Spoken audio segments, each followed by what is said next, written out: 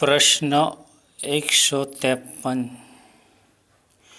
हमारे यहाँ दर बेचता महीने या तो कोई कल्याणक का दिन हो या कोई बड़ी तिथि का दिन हो, उस वक्त आंगी रचाई जाती है और सभी लोग अपनी अपनी शक्ति अनुसार उसमें पैसा लिखवाते हैं और ये पैसों में से भगवान की आंगी भी होती है और पुजारी को उसमें से आंगी का चार्ज भी दिया जाता है। तो क्या ये उचित है या अनुचित है? समाधान 153। ये बिल्कुल भी अनुचित है, क्योंकि आगे के लिए हुए जो पैसे हैं वो टोटली आंगी में ही उपयोग में लेना चाहिए।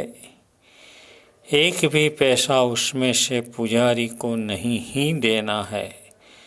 पुजारी को देना हो तो जिन लोगों ने आंगी लिखवाई है उन लोगों से 10 रुपया 15 रुपया यूँ करके उनसे ज़्यादा लेने का और वो पुजारी को हम दे सकते हैं। अगर हमने ये जो आंगी के पैसे हैं उसमें से पुजारी को दिया तो टोटल पैसों की आंगी तो नहीं ही होगी और साथ ही साथ पुजारी को देव द्रव्य देने का दोष हमें लगता है। उसको भक्षण कराने का, देव द्रव्य का भक्षण कराने का दोष हमें लगता है। इसलिए ये बात खास ख्याल रखनी है कि हमें जितना भी पैसा आंगी से आया है, आंगी निमित्त से आया है, उसमें से एक भी पैसा आंगी में कम नहीं होना चाहिए और पुजारी के लिए अलग से उसको देने की व्यवस्था करनी चाहिए। नहीं तो ये वरघोड़ा आदि के जैसा ही हो जाता है। एक बात और यहाँ समझा दूँ कि जब ये दिवाली का समय आता है और पर्युषण का समय तपस्वियों के तप का आता है, उस वक्त तपस्वियों ठंडक के लिए देरासर का सुखड़ वगैरह लगवाते हैं।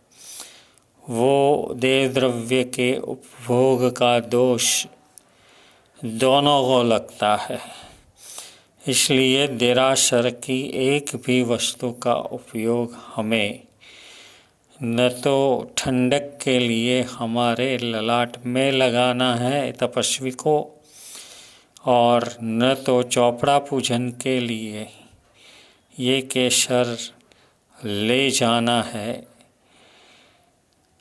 कई लोग ऐसा करते हैं कि पुजारी से इस तरह से केसर घिसवा करके उसको अमुक पैसा दे देते हैं और इनसे पुजारी खुश भी रहता है।